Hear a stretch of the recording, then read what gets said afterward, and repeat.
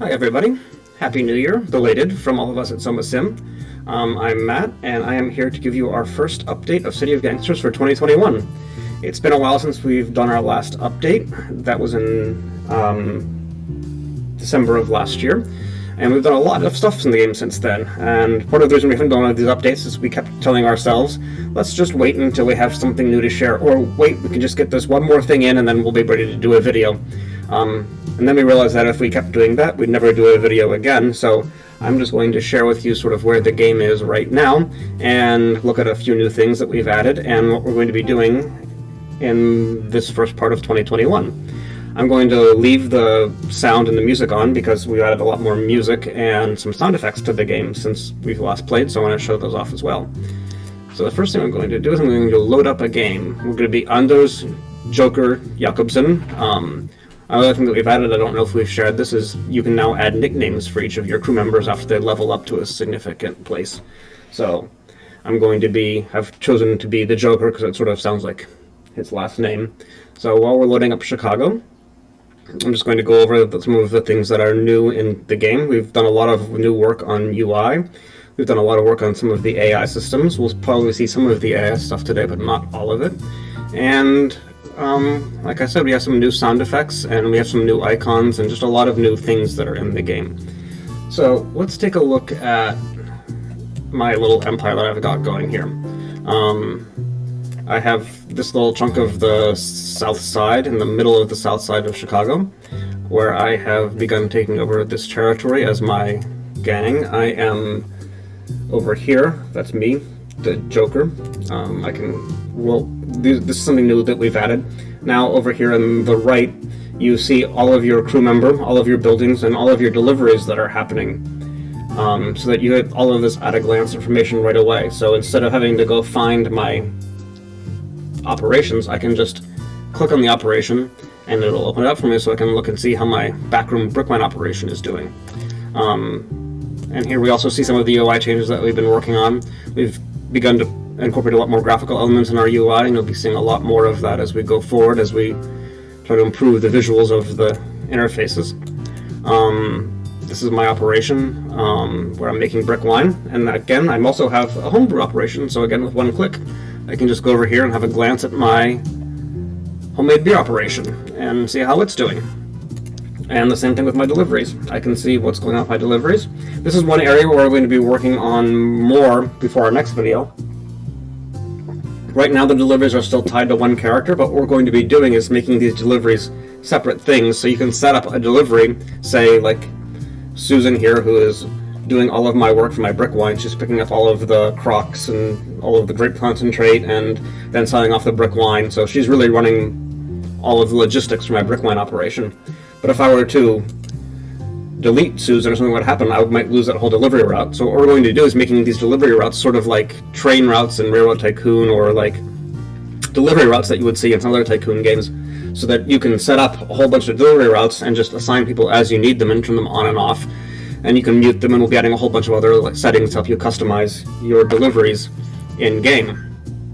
Visually on the game board, we've got a whole bunch of new stuff too. I was just noticing that we have churches, which we've added into the game.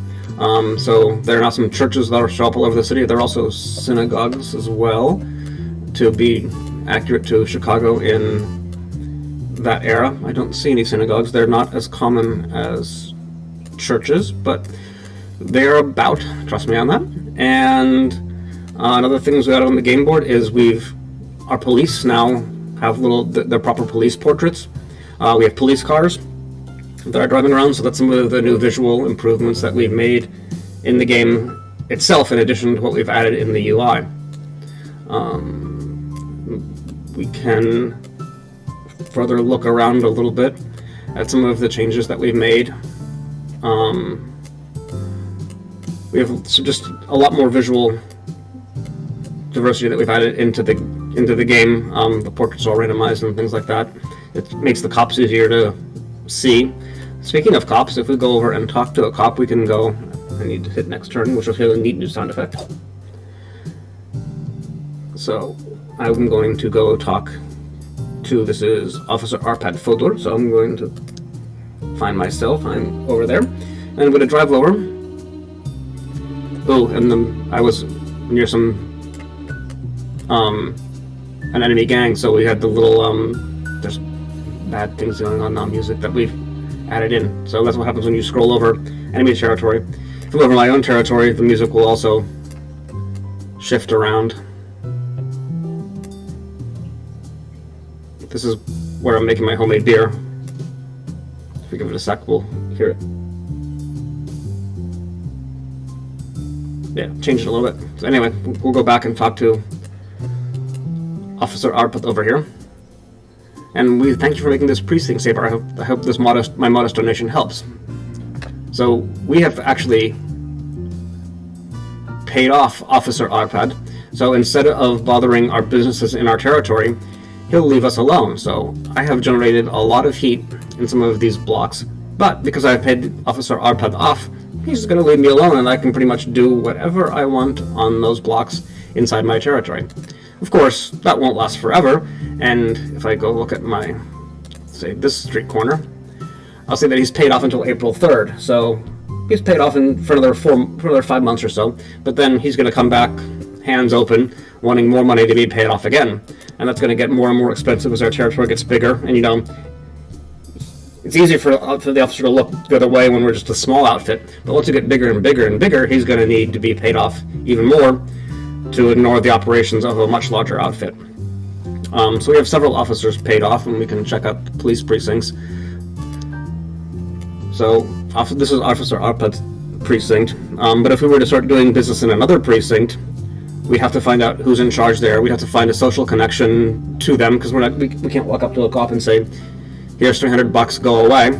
We have to have somebody vouch for us that, you know, they can trust us and to be discreet, and we can trust them to take our money and do what they promised to do, which is not bother us.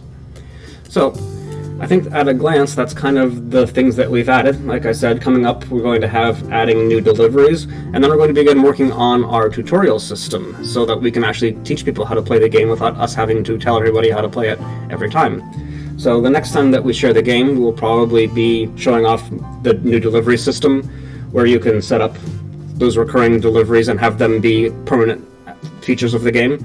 And we'll probably begin to show off the tutorial and have even more sound effects for you to check out, in addition to the cool next turn and click sounds that we have right now.